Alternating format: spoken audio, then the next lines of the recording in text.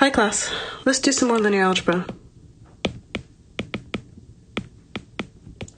In particular, let's remember our elementary matrices. When doing Gaussian elimination,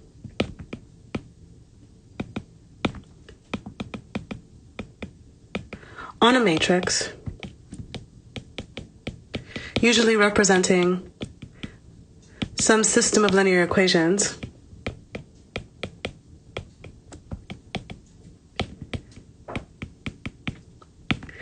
there were certain rules around what moves were allowed and what moves were not allowed.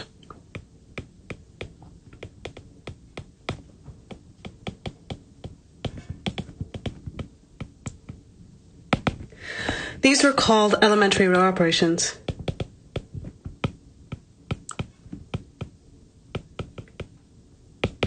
And they kind of looked like this. So you could exchange two rows. Let's change a page. You could exchange two rows.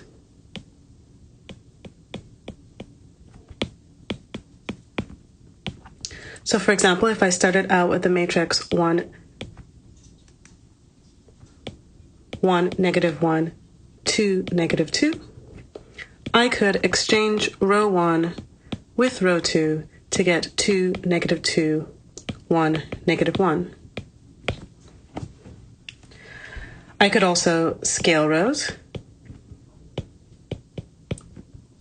So for example, if I started out by 1, negative 1, 2, negative 2, I could replace row 1 with 3 times row 1 to get 3, negative 3, 2, negative 2. I could also replace a row. In particular, replace it with its sum with a scalar multiple of another row. So if I started with the same matrix, negative 1, oops, my bad, 1, 1, negative 1, 2, negative 2, I could replace row 2 with the original row 2 plus negative 2 times row 1. And I would get 1, negative 1, 0, 0.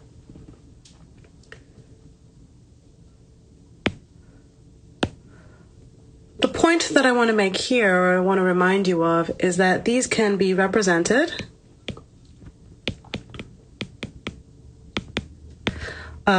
by left multiplication by an elementary matrix. To see this, we'll just be doing some quick multiplication here. If I started with the matrix 1, negative 1, 2, negative 2, and I multiplied on the left by the matrix 0, 1, 1, 0, this would give me 2, negative 2, 1, negative 1. This is called an elementary matrix of type 1. If I started with the matrix 1, negative 1, 2, negative 2, and I were to multiply by the matrix 3, 0, 0, 1, this would equal 3, negative 3, 2, negative 2. This matrix that we're multiplying on the left is an example of an elementary matrix of type 2.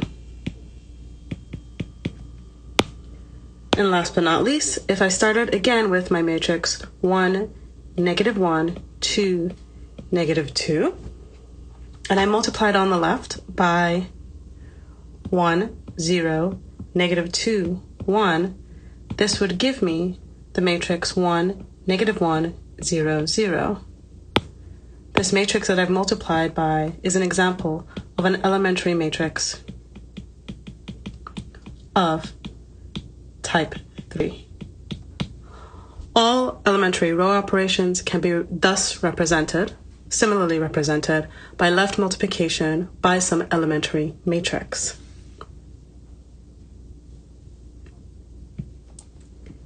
Here's an exercise for you. Exercise. What is the 2 by 2 elementary matrix that adds 5 times row 2 to the first row? What's the elementary matrix that represents that elementary row operation? Now, one might be asking a number of questions.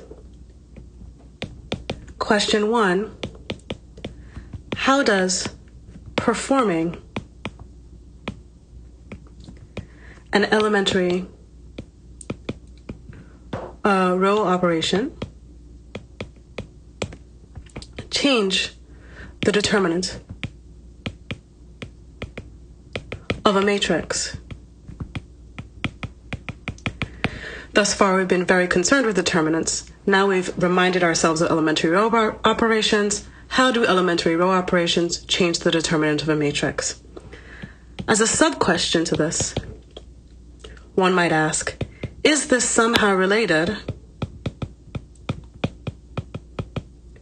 to the determinants of the corresponding elementary matrices? The answer is yes, but for now, think on this. See you next time.